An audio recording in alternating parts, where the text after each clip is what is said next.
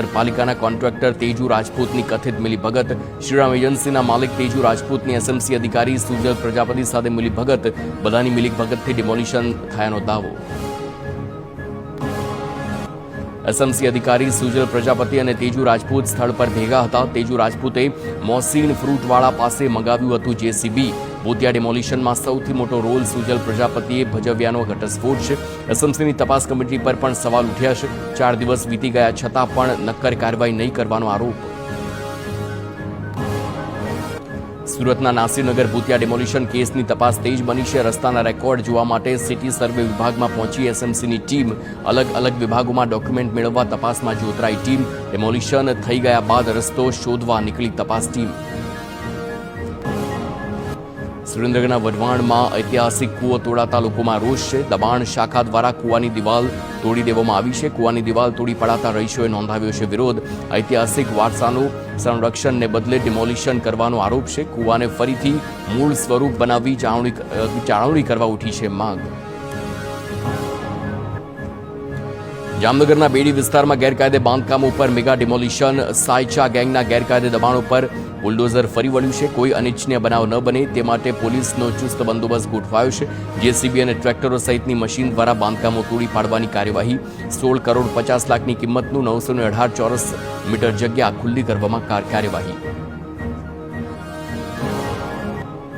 બનાસકાંઠામાં વસ્તી ગણતરીમાં જોડાયેલા શિક્ષકોની ઓન ડ્યુટી ન ગણવાના ડીઈઓના પરિપત્રથી વિવાદ સર્જાયો. શાળાના સમય બાદ શિક્ષકોએ વસ્તી ગણતરીનું કાર્ય કરવા આદેશ અપાયો. અમદાવાદ મનપા અને બનાસકાંઠા શિક્ષણ વિભાગના પરિપત્રમાં વિસંગતતા જોવા મળી છે. ડીઈઓના પરિપત્રનો શિક્ષક સંઘે વિરોધ નોંધાવ્યો. શિક્ષક મહાસંઘે કેટલાક જિલ્લાઓમાં ડીઈઓએ શાળા સમય બાદ વસ્તી ગણતરીની કામગીરીના પરિપત્ર કરતા નારાજગી વ્યક્ત કરી છે. કહ્યું, રાજ્યમાં 55 થી 56% મહિલાઓ શિક્ષક તરીકે ફરજ બજાવે છે. શાળા અને ઘરની કામગીરી બાદ વસ્તી ગણતરીની કામગીરી અશક્ય છે. રાષ્ટ્રીય કામગીરી સુગમતાથી પૂર્ણ થાય તે માટે યોગ્ય આયોજનની અપીલ. વસ્તી ગણતરીની કામગીરી ઓન ડ્યુટી ગણવા શૈક્ષિક સંઘે માંગ કરી છે. કહ્યું કે 80% શિક્ષકોને વસ્તી ગણતરીની કામગીરી સોંપાઈ છે. તમામ 27 વિભાગોને સરખા ભાગે કામ સોંપાય તેવી પણ રજૂઆત કરી છે. સાથે જ શિક્ષકોને પોતાના ઘરથી 20 થી 25 કિલોમીટર દૂર સુધીની કામગીરી સોંપાયાનો પણ દાવો કર્યો.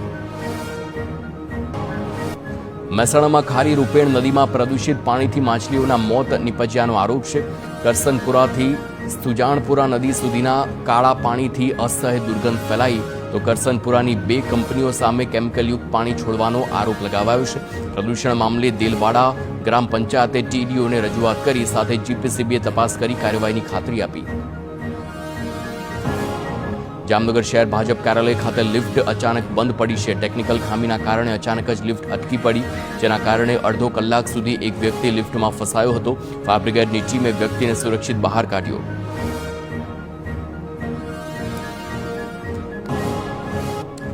રાજકોટમાં ડેપ્યુટી સીએમ હર્ષ સંઘવીની ખોડલધામના ચેરમેન નરેશ પટેલ સાથે મુલાકાત. હર્ષ સંઘવીએ નરેશ પટેલના ઘરે જઈ મુલાકાત કરી છે. નવા બ્રિજના લોકાર્પણ બાદ નરેશ પટેલના ઘરે પહોંચ્યા હતા હર્ષ સંઘવી. રાજકારણમાં ન હોવા છતાં નરેશ પટેલની રાજકીય ગતિવિધિ ચર્ચામાં. હર્ષ સંઘવીની નરેશ પટેલ સાથેની મુલાકાતથી સ્થાનિક રાજકારણ ગરમાયું છે.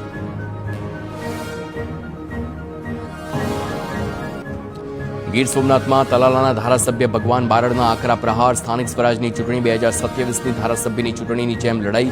ભગવાન બારડને લોકસભા ચૂંટણીમાં જાતિવાદ નડ્યો હોવાનું નિવેદન. સેવા કરવા માટે ક્યારેય જાતિવાદ નહીં આવે, કારણ કે મારામાં માનવતાવાદ છે. સેવા કરવાની ઈચ્છા અને પ્રજાના પ્રેમના લીધે રાજકારણમાં જોડાયો છું. ભગવાન બારડે પક્ષની અંદરની વ્યક્તિ પર જ આક્ષેપ કર્યાની ચર્ચા. ભરૂચમાં કોંગ્રેસે મોંઘવારી મુદ્દે અનોખું વિરોધ પ્રદર્શન યોજ્યું છે. કોંગ્રેસ કાર્યકરો રેલવે સ્ટેશન બહાર મોંઘવારીની જેલ બનાવીને વધતી મોંઘવારી મુદ્દે ઉગ્ર વિરોધ કર્યો છે. સાથે જ બેરોજગારી, નીટ પેપર લીક તેમજ ખેડૂતોને ખાતર ન મળવા મુદ્દે પણ વિરોધ નોંધાવ્યો છે. પોલીસે વિરોધ કરી રહેલા કોંગ્રેસના કાર્યકરોની અટકાયત કરી. રાજકોટના શહેરીજનોને મળી નવા બ્રિજની ભેટ. નાયબ મુખ્યમંત્રી હર્ષ સંઘવીએ સાંજે આ પુલનું કર્યું છે લોકાર્પણ. હજારો વાહન ચાલકોને ટ્રાફિકની સમસ્યામાંથી મળશે મુક્તિ. રોજના આશરે 70 થી 1 લાખ વાહનો થાય છે પસાર. 74 કરોડ 32 લાખ રૂપિયાના ખર્ચે સાંજે આ પુલનું કરાયું છે નિર્માણ. 2 વર્ષથી વધુ સમય બાદ સાંજે આ પુલ ખુલ્લો મુકાયો. અમરેલીમાં વન્યજીવ બોર્ડના સભ્યોએ કેન્દ્ર અને રાજ્ય સરકારમાં રજૂઆત કરી છે. બાબરકોટમાં 75 હેક્ટર જમીન માઇનિંગ માટે ફાળવવામાં સહિતના 5થી વધુ વિવાદાસ્પદ મુદ્દા રજૂ કર્યા. લોક સાહિત્યકારને માલધારી તરીકે પરવાનગી આપતા અન્ય માલધારીઓને પણ પરવાનગી આપવાની માંગ કરી છે.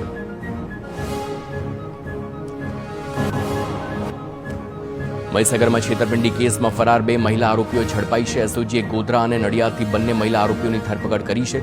એક મહિલા લૂંટેરી દુલ્હનના કેસમાં ફરાર હતી. બંને આરોપી મહિલાઓ પૈકી એક લૂંટેરી દુલ્હન તરીકે ફરાર હતી. નવસારીમાં પોક્સો અને અપહરણ કેસમાં ફરાર આરોપી ઝડપાયો છે. 5 મહિનાથી ફરાર આરોપીએ એક્સરે ફોટાના આધારે પકડાયા. આરોપીએ પત્નીને ગેરમાર્ગે દોરવા એક્સરેનો ફોટો અપલોડ કર્યો હતો. પોલીસે ગૂગલની મદદથી મહારાષ્ટ્રના ડાયગ્નોસ્ટિક સેન્ટરોની કરી તપાસ. નાસિકનું ચોક્કસ લોકેશન ટ્રેસ થતાં પોલીસે આરોપીને ઝડપ્યો. પોલીસે આરોપીની ચુંગાલમાંથી સગીરાને હેમખેમ મુક્ત કરાવી. રાજકોટમાં ગેરકાયદે ખનન પર પોલીસે દરોડા પાડીને મુદ્દામાલ જપ્ત કર્યો છે.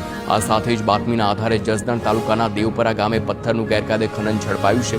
તો પોલીસે સ્થળ પરથી 5 વાહનો અને આ સાથે જ મશીન સહિત લાખો રૂપિયાનો મુદ્દામાલ જપ્ત કર્યો. દુનિયાભરના 70 વૈજ્ઞાનિકોએ આપ્યો ચિંતાજનક રિપોર્ટ. પૃથ્વીનું તાપમાન રેકોર્ડ સ્તરે પહોંચ્યું છે. 2025ની સાપેક્ષમાં તાપમાનમાં 1.39 ડિગ્રી વધારો થયો છે.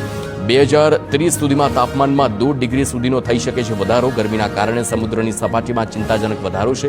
3 વર્ષમાં પગલાં લેવામાં નહીં આવે તો તબાહી રોકવી મુશ્કેલ.